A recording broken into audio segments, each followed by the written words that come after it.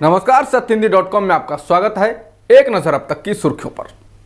भारत की सीमाओं पर नजरें गड़ाए बैठा चीन एक बार फिर गड़बड़ी करने की कोशिश कर रहा है। भारत ने कहा है कि सीमा पर बड़ी संख्या में चीन के जवान इकट्ठा हो चुके हैं और ये एलएसी पर यथास्थिति को बदलने की एक तरफा कोशिश कर रहे हैं। भारत ने ड्रैगन को चेताया कि इस तरह की हरकतें दोनों देशों के बीच हुए समझौतों का उल्लंघन है। इससे पहले चीन ने कहा था कि इस इलाके में उसके सैनिकों की तैनाती का मसला सामान्य रक्षा इंतजाम है और ऐसा उसकी सीमा पर किसी भी तरह के अतिक्रमण को जवाब देने के लिए किया गया है। विदेश मंत्रालय के प्रवक्ता अरिंदम बागची ने गुरुवार को कहा कि हम ये जानते हैं कि चीन पिछले साल से इस तरह की हरकतें कर रहा है। इसके तहत वह पश्चिमी क्षेत्र के सीमाई इलाकों में बड़ी संख्या में सैनिकों की तैनाती करता है और एलएसी में एक तरफा बदलाव करने की कोशिश करता है। सरकार ने घोषणा की है कि कोरोना के इलाज या मौत के मामले में खर्च हुई राशि को इनकम टैक्स से छूट मिलेगी। वित्त राज्य मंत्री अनुराग ठाकुर ने घोषणा की है कि कोरोना के इलाज के लिए कर्मचारियों को जो पैसा कंपनी देगी उसमें भी टैक्स छूट देने का ऐलान किया गया है और कमाने वाले सदस्य की कोविड से मौत की स्थिति में आश्रितों को जो पैसा कंपनी से मिलेगा वो भी कर मुक्त होगा। इसके अलावा अगर किसी नौकरी देने वाले व्यक्ति ने अपने कर्मचारी के परिवार को या किसी एक व्यक्ति ने किसी अन्य परिवार के सदस्य की कोविड से मौत पर अनुग्रह राशि का भुगतान किया है तो उसे भी कर से छूट मिलेगी।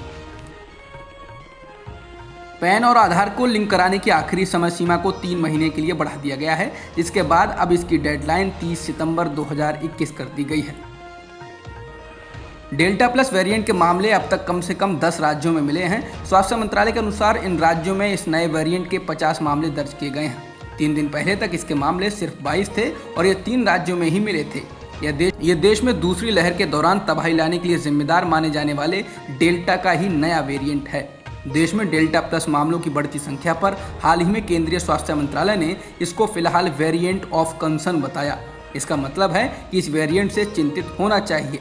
सरकार ने शुक्रवार को जारी बयान में कहा है कि इस नए वेरिएंट के सबसे ज्यादा मामले महाराष्ट्र में 20 आए हैं।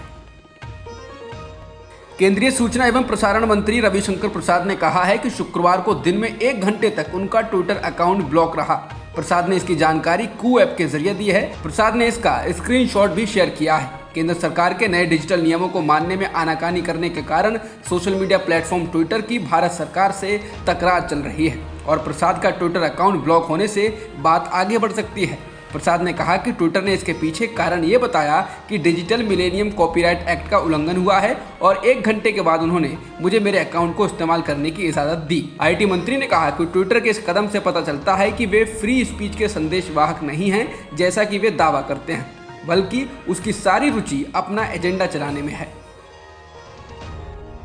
ईडी ने शुक्रवार को महाराष्ट्र के पूर्व गृह मंत्री अनिल देशमुख के घर पर छापेमारी की। ये छापेमारी मनी लॉन्ड्रिंग के मामले में की गई है। देशमुख का यह घर नागपुर के जीपीओ चौक पर है। द इंडियन एक्सप्रेस के मुताबिक ईडी ने पता लगाया है कि अनिल देशमुख को मुंबई के 10 बार के मालिकों ने 4 करोड़ रुपए दिए और ये रकम 3 महीनों तक दी गई। ईडी ने देशमुख के निजी सहायक कुंदन शिंदे और निजी सचिव संजीव पालांडे के घरों की भी तलाशी ली। इस मामले में अब तक 10 बार मालिकों के बयान भी दर्ज किए जा चुके हैं।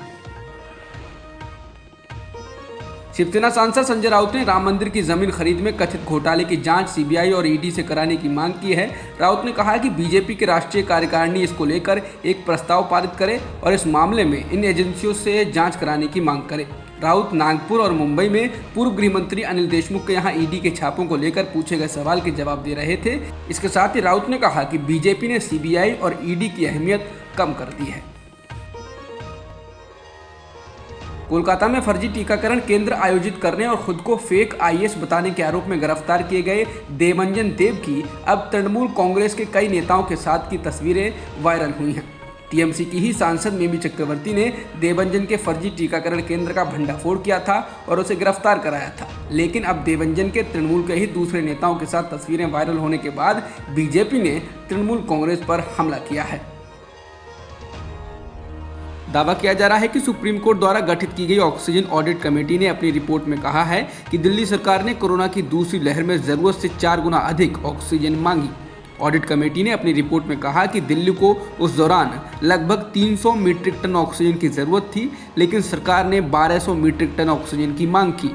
रिपोर्ट कहती है कि दिल्ली सरकार की ओर से इतनी ज़्यादा ऑक्सीजन की मांग करने की वजह से 12 राज्यों को इस गैस के संकट का सामना करना पड़ा, क्योंकि दूसरे राज्यों की ऑक्सीजन भी दिल्ली को ही देनी पड़ी।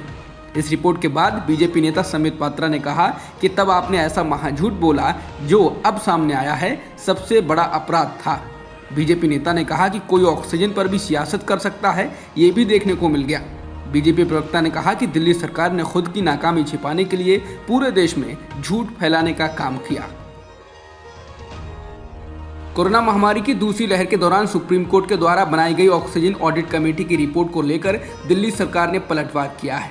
रिपोर्ट के मुताबिक दिल्ली की अरविंद केजरीवाल सरकार ने उसे जितनी जरूरत थी उससे 4 गुना ज्यादा ऑक्सीजन की मांग की थी, लेकिन दिल्ली के डिप्टी सीएम मनीष सिसोदिया ने कहा ये रिपोर्ट तथाकथित है और बीजेपी के हेडक्वार्टर में बैठकर बनाई गई है। सिसोदिया ने कहा कि इस रिपोर्ट को लेकर बीजेपी के नेता अरविंद केजरीवाल को गालियां दे रहे हैं, लेकिन ऐसी कोई रिपोर्ट आई ही नहीं है। पटपड़गंज सीट से विधायक सिसोदिया ने कहा कि हमने ऑक्सीजन ऑडिट कमेटी के कई सदस्यों से बात की है और उन्होंने कहा है कि उन्होंने ऐसी किसी रिपोर्ट को मंजूरी ही नहीं दी है।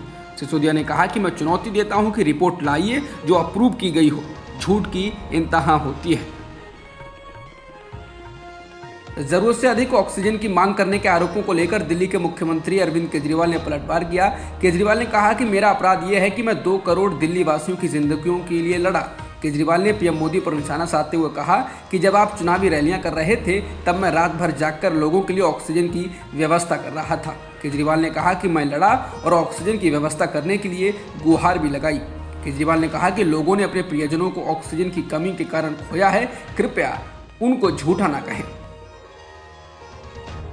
कमरतोड़ महंगाई और पेट्रोल डीजल की आसमान छूती कीमतों के खिलाफ कांग्रेस बड़ा मोर्चा खोलने जा रही है। पार्टी जुलाई में लगातार 10 दिन तक देश भर में इन दोनों मुद्दों को लेकर सड़कों पर उतरेगी। ये फैसला 24 जून को ही अखिल भारतीय कांग्रेस कमेटी की बैठक में लिया गया। बैठक में एआईसीसी के सभी महासचिव शामिल हुए। बैठक में काफी वक्त से लटके मसलों जैसे कांग्रेस अध्यक्ष और पार्टी के आंतरिक चुनाव पर चर्चा हुई या नहीं, इसकी कोई जानकारी नहीं मिली है। बैठक में सोनिया गांधी ने कहा कि महंगाई, ईंधन की बड़ी कीमतों के अलावा दालों, खाद्य तेलों की कीमत भी आसमान छू रही है और 2 मई 2021 के बाद से अब तक मोदी सरकार ने 29 बार पेट्रोल डीजल की कीमतें बढ़ा दी हैं। पार्टी ने कहा कि देश के 150 शहर ऐसे हैं जहां पेट्रोल 100 रुपए से ज्यादा कीमत पर बिक रहा है। राहुल गांधी ने कोरोना के डेल्टा प्लस वेरिएंट को लेकर मोदी सरकार से कुछ सवाल पूछे हैं। राहुल ने पूछा है कि इसकी जांच व रोकथाम के लिए बड़े स्तर पर टेस्टिंग क्यों नहीं हो रही है, वैक्सीन इस पर कितनी प्रभावशाली है, ये पूरी जानकारी कब मिलेगी और तीसरी लहर में इसे नियंत्रित करने का क्या प्लान है। बता दें, कोरोना वायरस के नए वेरिएंट डेल्टा प्लस को लेकर चिंताएं बढ़ती जा रही हैं। देश में अब तक इस वेरिएंट के 40 मामले सामने आ चुके हैं, जिनमें से कई लोगों की मौत भी हो चुकी है। एक्सपर्ट्स का मानना है कि डेल्टा प्लस वेरिएंट भारत में कोरोना की तीसरी लहर का कारण बन सकता है। लक्षद्वीप प्रशासन के विरोध के तमाम प्रयासों के बाद भी फिल्म निर्माता आयशा सुल्ताना को राजद्रोह के मामले में केरल हाईकोर्ट से अग्रिम जमानत मिल गई है। राजद्रोह का आरोप लगने के बाद केरल उच्च न्यायालय ने 1 हफ्ते पहले ही उनकी अग्रिम जमानत याचिका पर आदेश सुरक्षित रखते हुए उन्हें 1 हफ्ते के लिए अंतरिम जमानत दी थी। आरोप है कि 7 जून को एक मलयालम समाचार चैनल द्वारा प्रसारित बहस में हिस्सा लेते हुए सुल्ताना ने कहा था कि केंद्र सरकार ने लक्षद्वीप के लोगों के खिलाफ जैविक हथियारों का प्रयोग किया है। उनके खिलाफ बीजेपी के नेता ने शिकायत की थी। अब तक की खबरों में इतना ही। बाकी खबरों के लिए बने रहिए सत्यहिंदी.com के साथ। सत्य हिंदी का ऐप डाउनलोड करें गूगल प्ले स्टोर पर।